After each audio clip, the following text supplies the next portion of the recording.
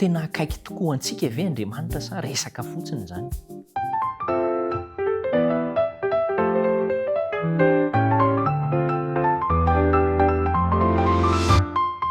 Miara-banao am-pifaliana dia manasanao indray ho amin'ny famalinan'ny fanontaniantsika androany hoe sao dia resa be fotsiny ary ity hoe akaiky antsika Andriamanitra ity. Rehefa miaina ny fiainana isika dia mahita inona ny eo akaiky, dia na ianao mahita olona manampy anao akaiky, na ianao mahita vondron'olona hoe ireo olona ireo tena mba mihevitra amin'ny momba ahy, na ianao mahita ny fianakaviana hoe any fianakaviako tena akaiky ahy, na ianao mahita namana hoe namako no tena akaiky ahy, dia ireo hitan'ny masontsika ireo zany matetika ny tena akaiky antsika. Dia rehefa tojo zavatra mafy isika dia mety tsy hitantsika indray ireo akaiky ireo satria mety tsy hahavahany olantsika izy. Fa eo indrindra isika no mitady hoe fa aiza ianao Andriamanitra? Akaiky ianao sa lavitra?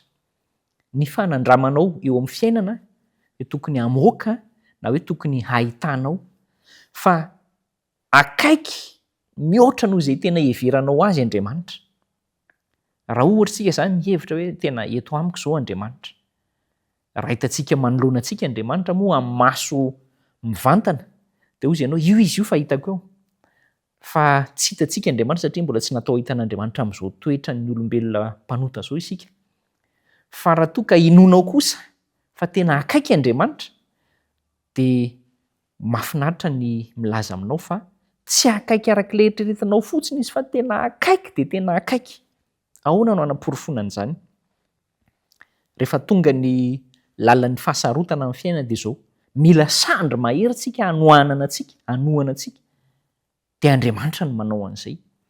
Rehefa tonga ny tsy fetezana ny zava-misy eo amin'ny fiainana dia mila namana be fangorahana eo anilantsika isika hifampizarana ny zavatra rehetra.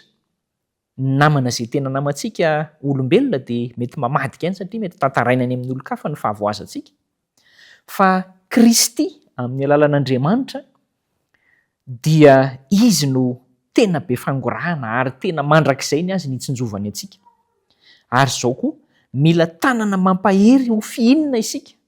Mahafinaritra ery ilay hoe mifamihana rehefa nisy zavatra ataontsika hoe mifampahery amina fahoriana na mifampahery amina olana. Fa izao ilay tsy hitantsika, tsy hitan'ny masontsika mihitsy hoe tena mamihana antsika ary tena zava-dehibe zany.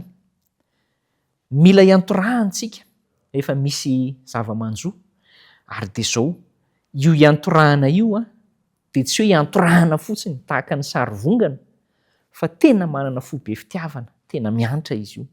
Isaorantsika Andriamanitra fa ao aminy daholo zany rehetra zany ary akaiky noho izay heverinao izy.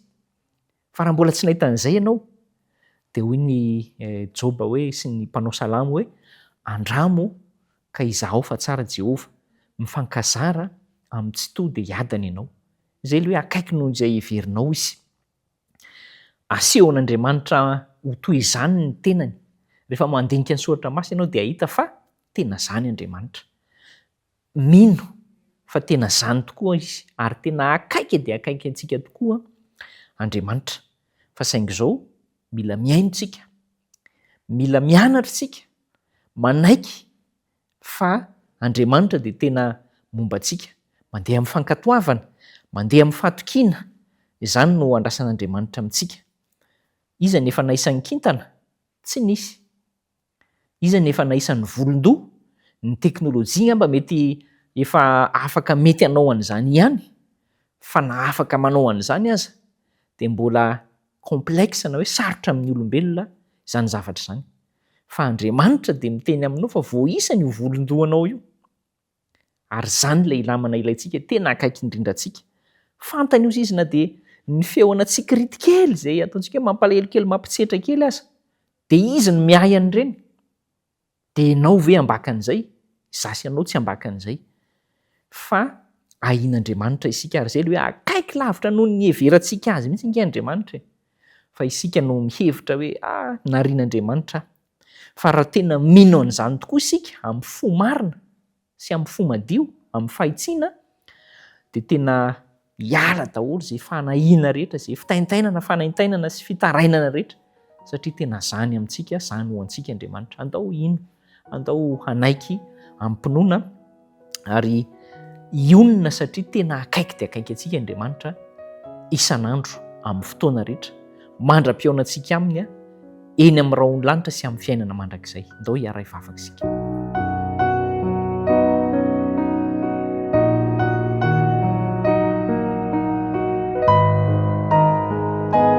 Tompo, ankasitrahana feno ianao fa tsy hoe akaiky fotsiny ianao fa tena akaiky mihoatra lavitra noho izay heverana anao aza eo amin'ny fiainanay. Mahavita ny zavadrehetra ho anay ianao.